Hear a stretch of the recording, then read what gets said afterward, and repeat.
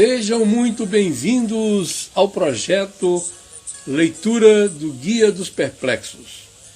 Hoje nós teremos a companhia de Neri Mashiach New no Playlist One aqui no Naturilog. E é uma música belíssima, interpretação belíssima, que eu queria que vocês também participassem um pouquinho. E nós vamos começar já a nossa leitura, tá, do terceiro capítulo do livro Guia dos Perplexos. Vamos ficar aqui com o Neri cantando.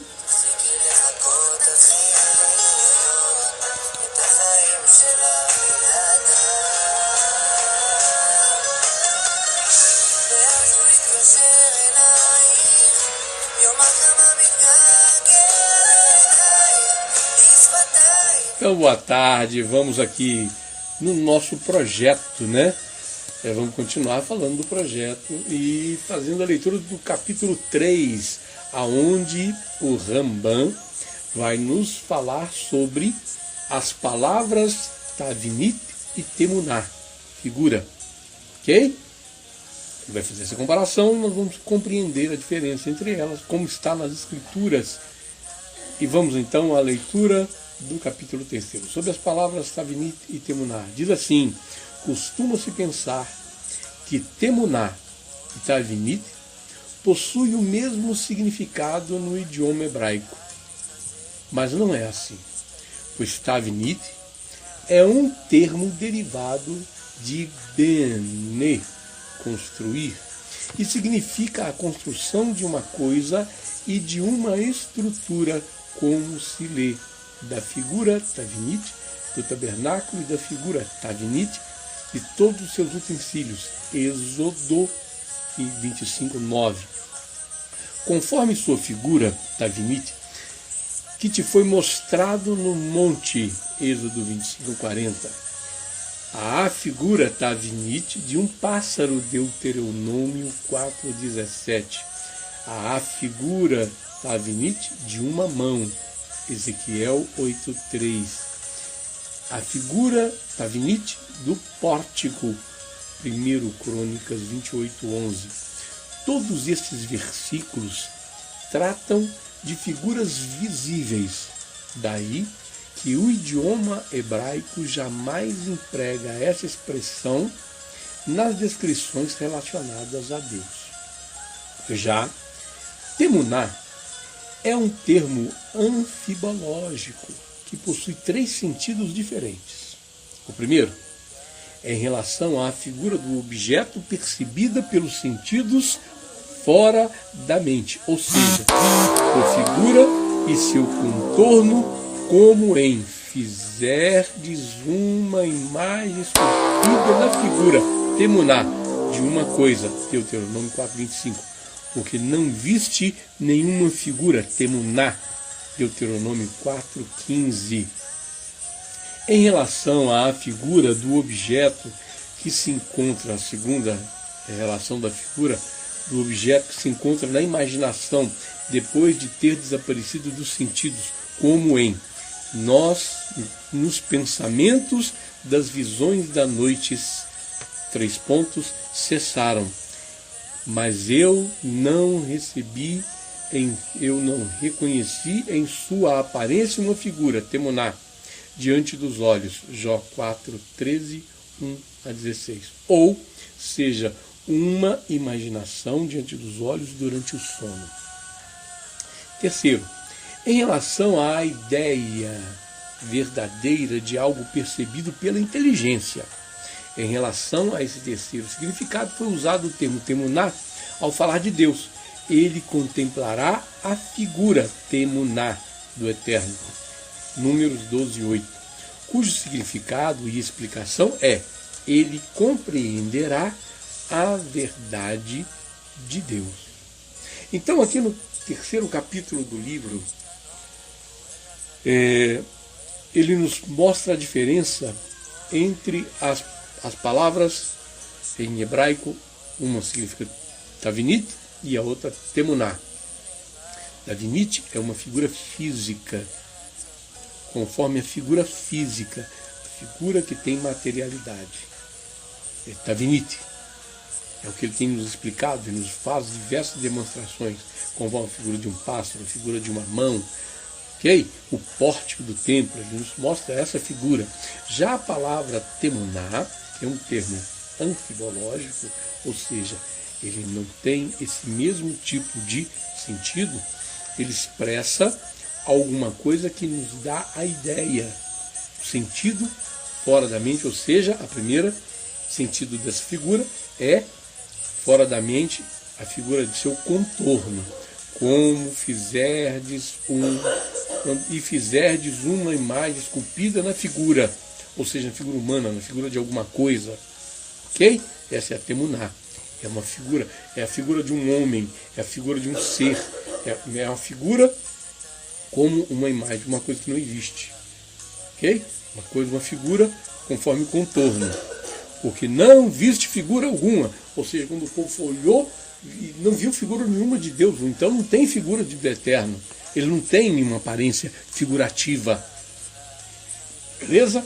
Na segunda questão, ele fala sobre a figura do objeto que se encontra na imaginação, que é percebida pelos sonhos, ok?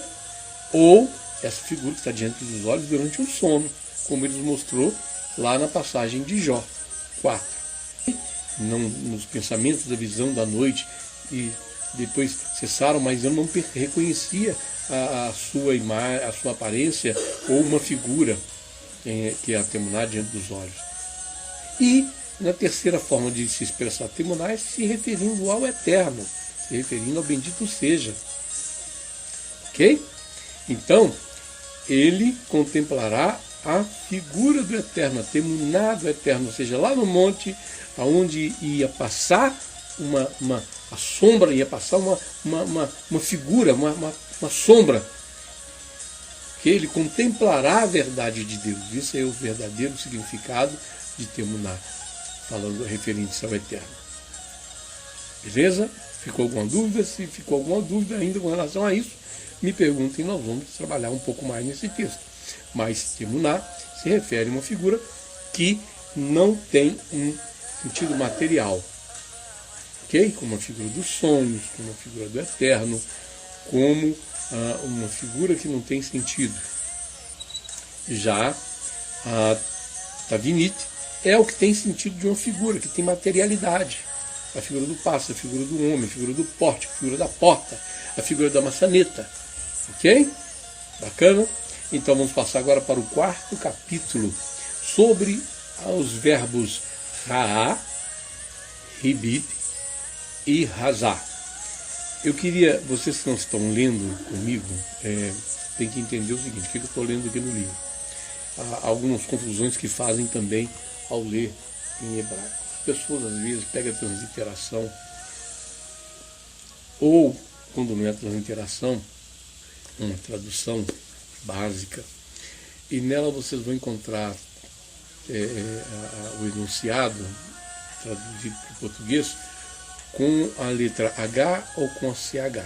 Eu queria que vocês entendessem que todas as vezes que vocês encontrarem a transliteração do hebraico, onde tem as letras H ou CH, elas têm expressão de R e RR. Então, aonde eu estou lendo Ribit, eu estou lendo H-I-B-I-T.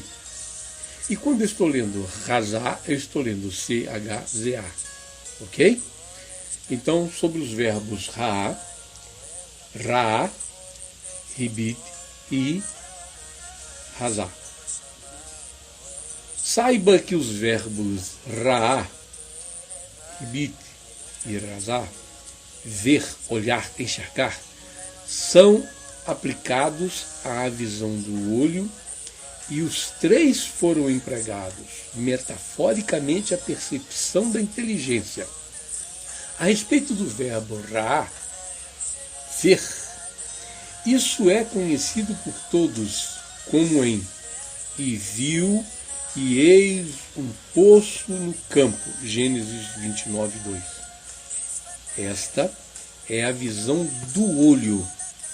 Já em meu coração viu Ra, muita sabedoria e conhecimento. Eclesiastes 1,16. Esta se refere à percepção intelectual. Toda vez que o verbo ra é aplicado em relação a Deus, o significado é o desta metáfora, como nas seguintes passagens.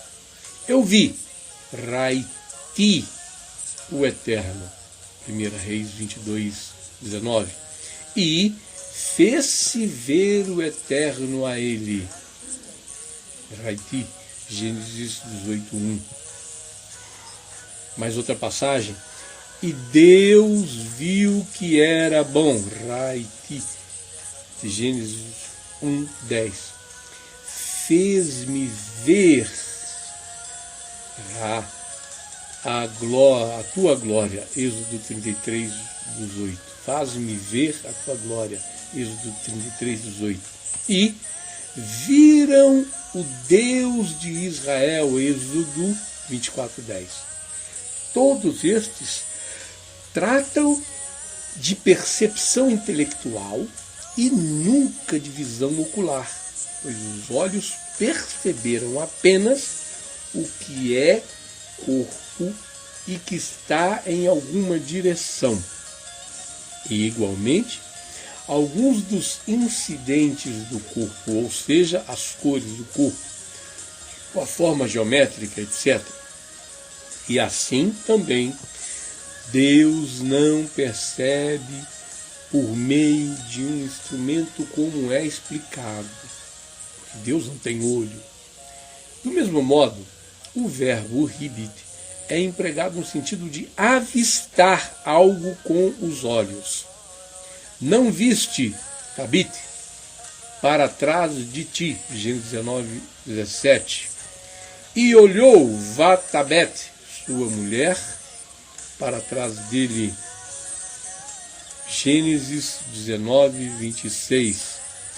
E olhou Venibat para a terra, Isaías 5:30. Ele é empregado no sentido metafórico de que a mente aborda algo e começa a refletir sobre isso até compreendê-lo.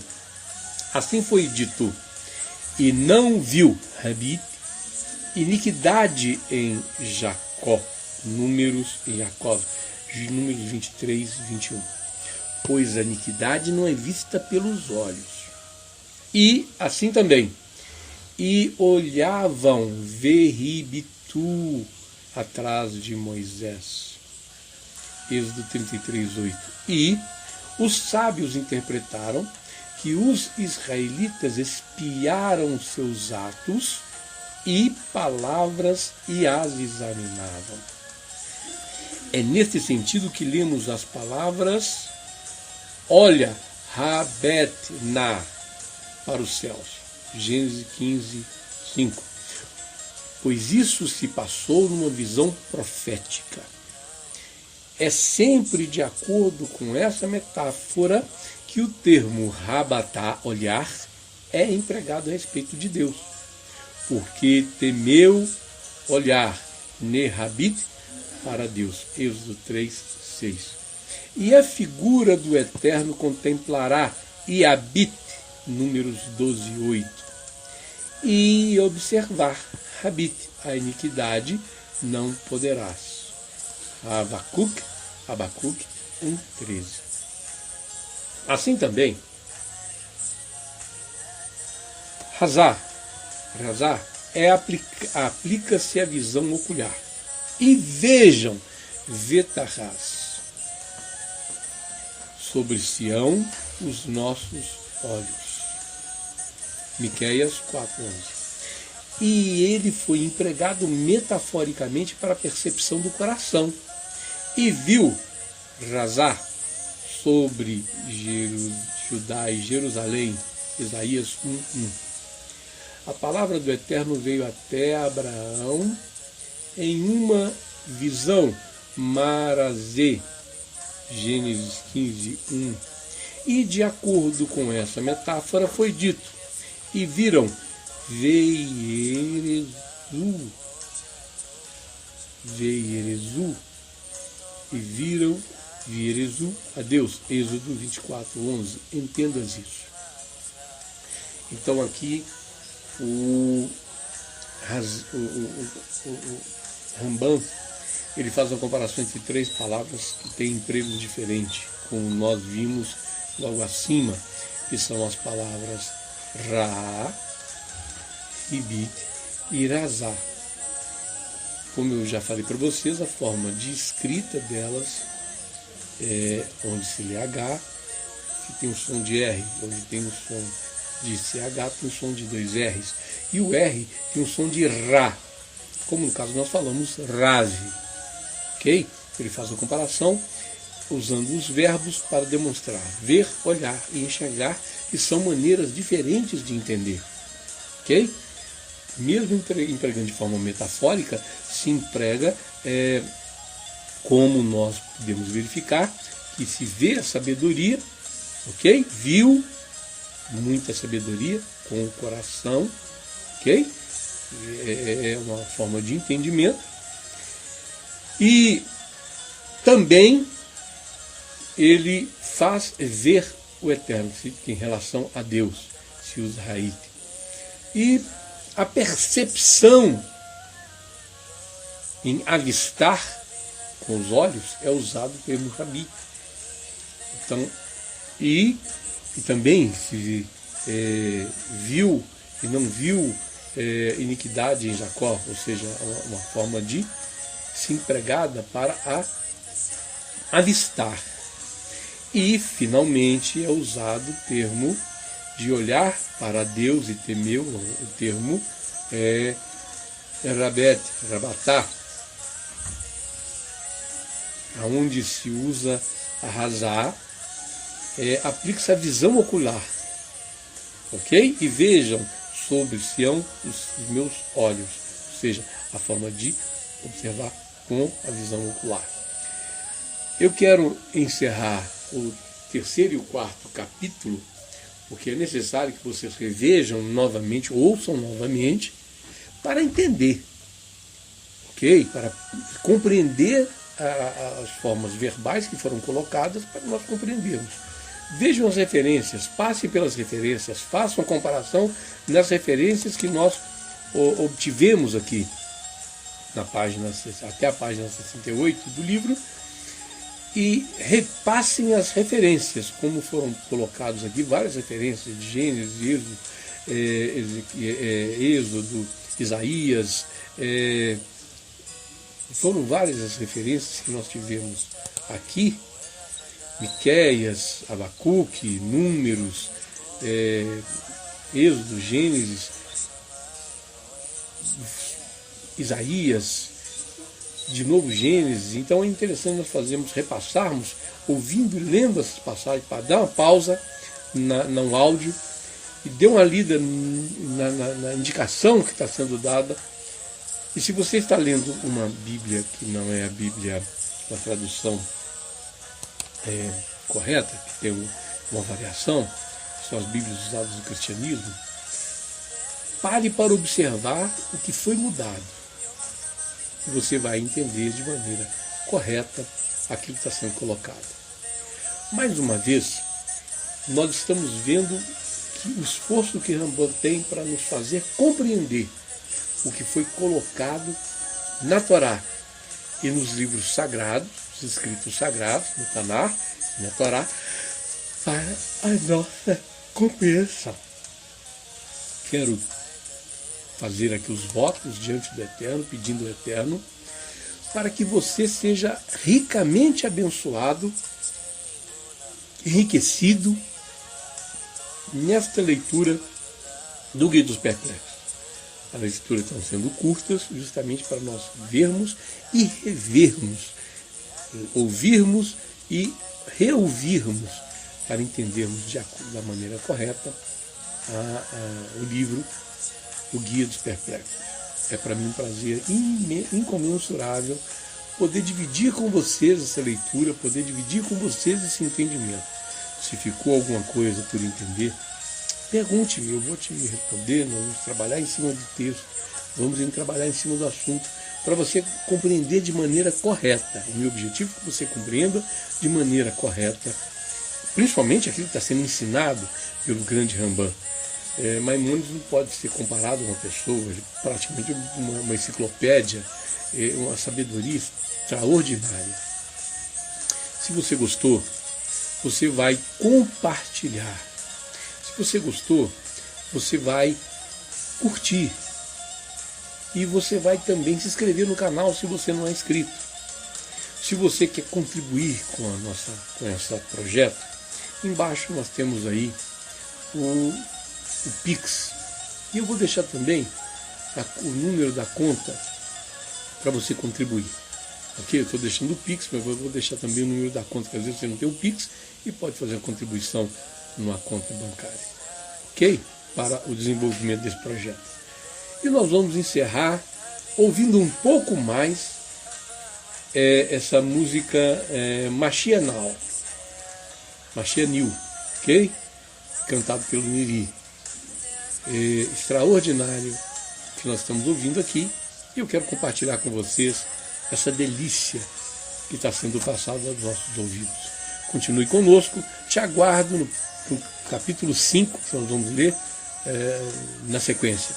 Ok? A página 68 em diante. Muito obrigado por você estar comigo até agora. Vamos curtir um pouco mais aqui Mashiach New.